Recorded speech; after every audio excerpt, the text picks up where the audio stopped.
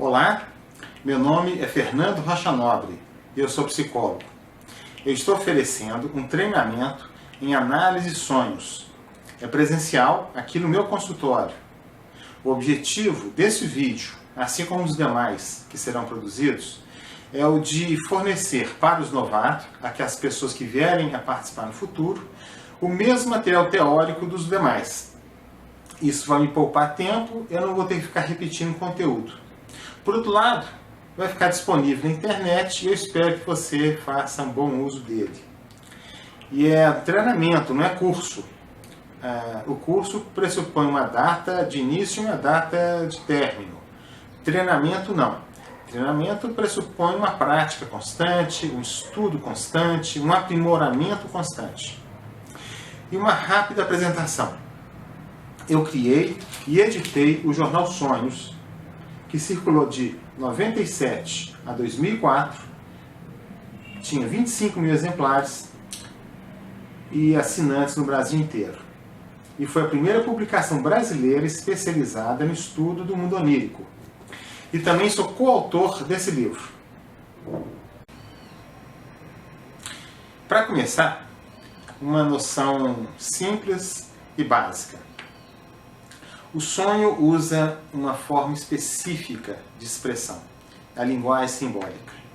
O inconsciente, ele não fala palavras, ele se expressa por imagens. E aí vale aquele ditado, uma imagem vale mais do que 1000 palavras. Isso é muito verdadeiro quando você trabalha com sonhos também. Você vai descobrir que a releitura dos sonhos amplia o significado dos mesmos. As imagens é como se elas fossem encorpando à medida em que a sua consciência entende mais e mais a linguagem simbólica. Há uma analogia que eu falo sempre, que é de aprender a linguagem simbólica é como aprender uma língua estrangeira. Mas uma língua estrangeira muito diferente para você. Não como inglês, por exemplo, o russo, o árabe ou o turco. No início você vai achar aquilo muito esquisito. O alfabeto cirílico, você não entende nada. Imagina um alfabeto árabe, que é escrito no sentido oposto ao nosso. Aparentemente aquilo é uma confusão e não tem significado. O pressuposto tem um sentido, igualzinho com o sonho. E aprender uma língua estrangeira pressupõe que você tem que estudar muito, se dedicar bastante, eventualmente fazer uma imersão no idioma. É a mesma coisa, vale para o sonho. Não espere que você saiba, aprenda, domine de alguma forma a linguagem simbólica se você não registrar seus sonhos e você não estudar. E estudar significa também fazer uma psicoterapia. Você tem que conhecer os seus sonhos antes de conhecer os sonhos dos seus clientes. Eu não vou falar nesse vídeo sobre o conceito de símbolo. Isso vai ficar para o próximo.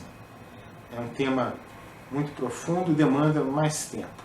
Então, só vou dizer isso, que o sonho usa uma linguagem simbólica, ele não se expressa por palavras. E dentro dessa ideia de uma linguagem simbólica, também está inclusa uma outra coisa muito importante. A perspectiva do sonho não é a sua. Em outras palavras, quando você começa a entender seus sonhos, você vai descobrir que seus sonhos vão te corrigir, ou vão te contradizer, ou, enfim, o sonho não está sempre se conformando com você. Prepare-se, portanto, para receber críticas vindas dos sonhos, aspectos em você que você precisa desenvolver, ou ainda padrões que você precisa desapegar, valores que você precisa mudar, alguns desapegar também, enfim. O sonho vai tentar te dar uma sacudida, mas com muita propriedade. Imagine que o inconsciente seria uma pessoa muito sábia, que conhece muito a seu respeito. Só que ele não fala a sua língua. Ele fala imagens. E a mensagem vale a pena. É uma pessoa muito sábia, nessa analogia, que sabe muito mais a seu respeito do que você mesmo. Eu vou falar uma coisa que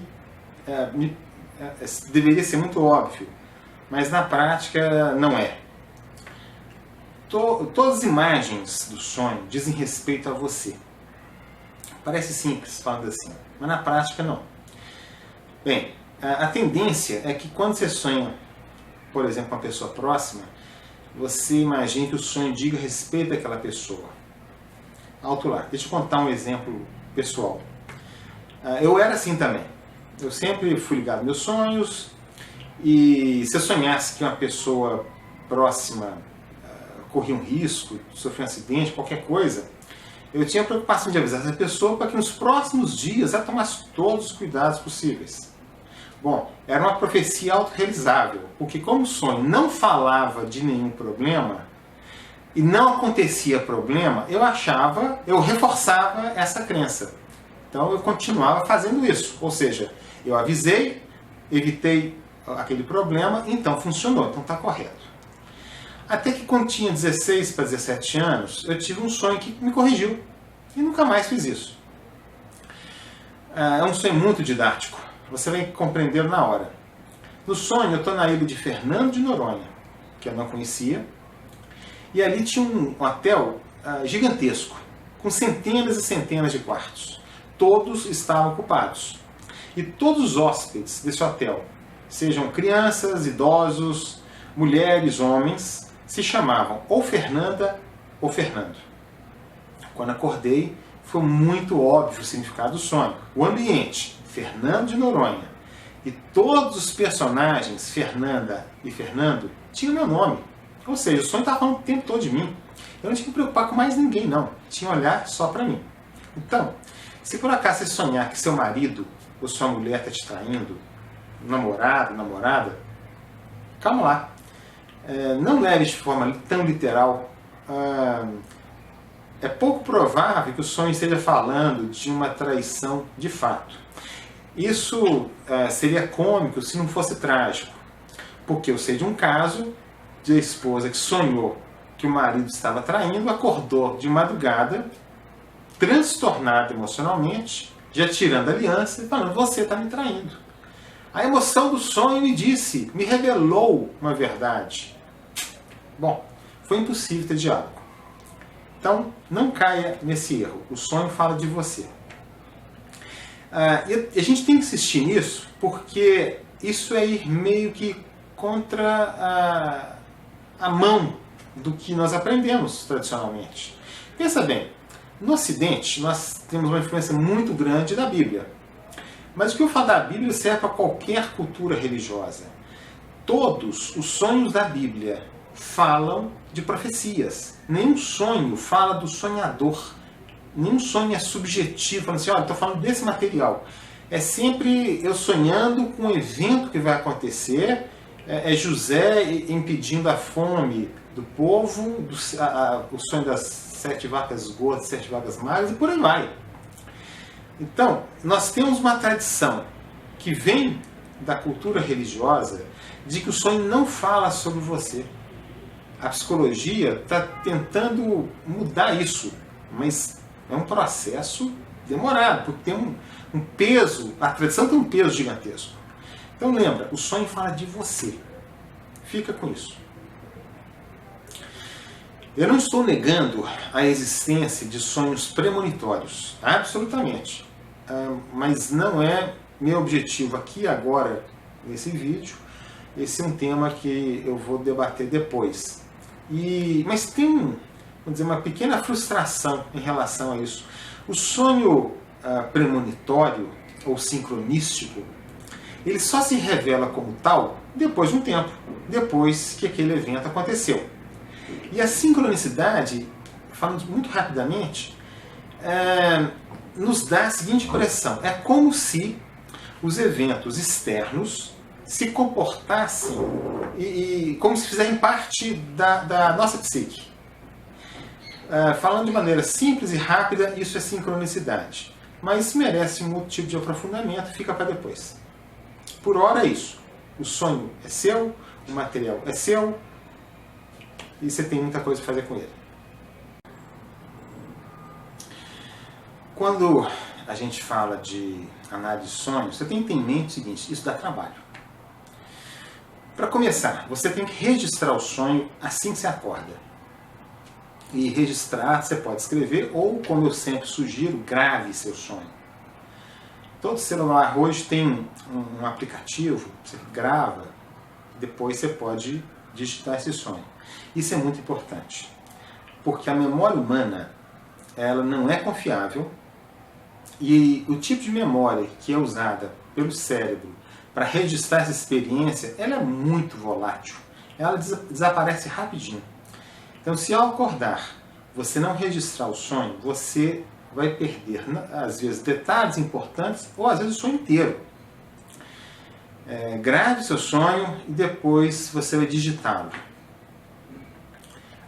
A minha sugestão, que é o que eu faço, porque eu acho muito mais fácil, depois eu imprimo. Então eu peguei aqui um sonho de 96, meu sonho de 96, e aqui eu tenho sonhos de 2011.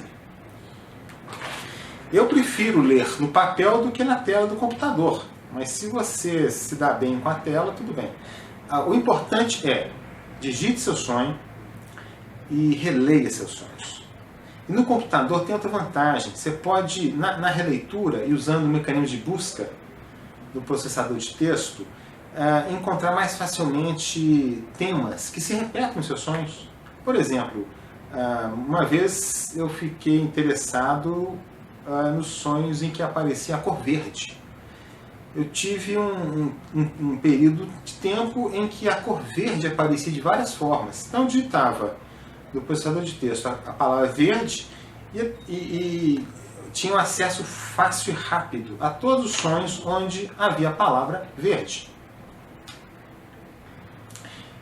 E esse trabalho de registrar sonho, com o tempo se acostuma, fica fácil e deixa de ser trabalho, vira prazer. E você vai descobrir que na leitura simbólica o sonho não tem prazo de validade. O sonho não é algo relacionado só ao que aconteceu no dia anterior. Eu vou citar aqui um pensamento do Jung para corroborar o que eu estou falando. Ele diz o seguinte: a infância é um período de grande intensidade emocional. E os primeiros sonhos de uma criança revelam, muitas vezes, a estrutura básica da psique, sob uma forma simbólica, indicando como, mais tarde, ela irá modelar o destino do indivíduo. Deixa eu frisar isso aqui. O Jung está mostrando que, quando nós fomos crianças, nós sonhamos com temas que nós estamos vivendo agora, temas psicológicos, e que nós precisamos confrontar.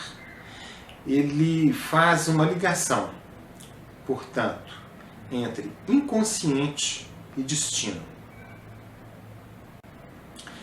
Essa definição fica muito mais clara em outro livro do Jung, que ele fala o seguinte: que o destino é o resultado da colaboração entre a consciência e o inconsciente, ou seja, é o resultado do confronto do consciente, da consciência, do ego, com o inconsciente, a alma. Isso, na visão psicológica, esqueça a metafísica, é a definição de destino. Portanto, se você quer mudar sua vida do ponto de vista psicológico, não metafísico, você precisa identificar, reconhecer e confrontar padrões presentes na sua alma. E isso, sem os sonhos, é uma tarefa muito difícil, eu diria até impossível. Daí você percebe mais uma vez a pertinência do sonho. É um trabalho para toda uma vida. E com isso, você pode, portanto, alterar o seu destino. Uma outra coisa que é básica e é óbvia é: envolva-se com a imagem do seu sonho. Não saia dela. Eu costumo dizer assim: ser fiel à imagem do seu sonho. E para tornar isso mais claro, eu sempre uso uma outra analogia. Com esses filmes policiais, séries policiais, quando há um homicídio, a polícia técnica fecha a área em torno do crime, para examinar essa área. É mais ou menos o que a gente tem que fazer com o sonho, com o material onírico. Então, se a polícia técnica não fecha a área, elementos de fora podem contaminar a cena do crime e atrapalhar ou até impedir a elucidação daquele crime. Da mesma forma, quando você está falando de um sonho. Se você não tiver o cuidado de fechar, por assim dizer, um perímetro, você vai colocar elementos externos que não fazem parte do sonho e vai ter uma visão completamente distorcida da mensagem do seu sonho. E envolver-se com a imagem, ainda nessa analogia, e acho que com certeza você já deve ter visto filmes policiais assim, é comum, né, nos filmes americanos pelo menos, os policiais colocarem painéis na parede com fotos do cadáver, da cena, do crime, de pistas, o que for. Aquilo significa que ele está se envolvendo com, entre aspas, a imagem do crime. Trazendo para cá, seria pense no sonho durante o dia. Não apenas registre o sonho pela manhã quando você acorda, mas pense no sonho. Mas quando eu falo pensa, não fique querendo analisar, não. Ninguém acorda já sabendo o significado do sonho. Isso também tem a ver com o conceito de símbolo que eu vou falar em outro vídeo. O símbolo ele é inalcançável, o seu sentido pleno. Bom, mas a ideia é a seguinte, ninguém acorda sabendo o sentido do sonho, e você precisa meio que namorar aquela imagem durante um tempo. Envolva-se com ela. É difícil, até porque culturalmente nós não temos essa tradição, é muito difícil falar do sonho para as pessoas à sua volta. Ninguém quer saber de sonho, na verdade. Então, vira até um assunto meio inconveniente você falar de seus sonhos. Então você vai ter que pensar. Agora, se você estiver fazendo psicoterapia, leve o sonho para a sua terapia e trabalhe seus sonhos. Você vai descobrir que um sonho na terapia acelera o processo, porque traz mais informações que você seria capaz de falar. E como, de novo, o sonho oferece uma outra perspectiva, muitas vezes na terapia o sonho vai corrigir aquilo que você estava falando. Você vai ter que chegar à conclusão que a sua perspectiva estava errada. Quando eu editava o Jornal Sonhos, eu também tinha um grupo de estudo de sonhos. Uma vez, uma pessoa trouxe um sonho por escrito. Ele sonhou com um hamster, aquele bichinho todo fofinho. E a descrição do sonho foi muito poética. Não só a descrição do sonho, como a análise do sonho. Eu pedi permissão para publicar daquela forma. Ele me deu essa permissão, publiquei. Algumas semanas depois, eu recebi uma carta anônima falando que a análise do sonho estava completamente errada. E olha, seria cômico se não fosse trágico, mas vamos lá. Segundo essa pessoa, a imagem do hamster é associada à imagem de um camundongo. Tudo bem, são animais com uma certa semelhança, vamos dizer assim. Mas não parou aí não. Segundo essa pessoa, a imagem do camundongo é associada com a imagem do morcego. Você pode dizer que o morcego é um camundongo alado. Ok, e não para aí. Ainda, segundo essa pessoa, a imagem do morcego é associada à imagem do vampiro. Falei, uau, ok, tem uma semelhança. Alguns morcegos chupam sangue de animais, e vampiro também, das pessoas, ok. Mas não parou aí. Segundo ela, a imagem do vampiro é associada à imagem do diabo. Portanto, segundo essa pessoa, a imagem do hamster, no início do sonho, era a imagem do diabo disfarçado. De novo, seria cômico se não fosse trágico. O problema com essa associação livre é que ela para em um ponto pré-determinado, arbitrário. Que eu teria que questionar, por que parou no diabo? Você não poderia continuar questionando? Por exemplo, eu associo o diabo com Lúcifer. E Lúcifer com Deus. Então por que o hamster não pode ser imagem de Deus, por exemplo? Tá? Bom, vamos ver qual que é o problema grave dessa associação. Quando ela fala que o hamster é associado à imagem de um camundongo, isso está correto. Mas quando ela fala que o camundongo é associado à imagem do morcego, Está errado, porque a imagem do morcego já não tem a ver com a imagem do hamster. A associação não é direta. Hamster igual a morcego. Isso significa contaminar a cena do sonho, ou do crime, daquela analogia policial que eu falei. O que deveria ser feito? Se associa o hamster com o camundongo? Ok. Se associa o hamster com mais alguma coisa, nessa hora você volta para a imagem do hamster. Aí você pode falar, sei lá, associo com uma viagem que eu fiz na infância e ganhei um hamster. Ok. Aí você volta, você associa com mais alguma coisa? Ou seja, você vai ser fiel à imagem do sonho, voltar sempre nela e evitar essa associação livre, porque ela contamina seu sonho.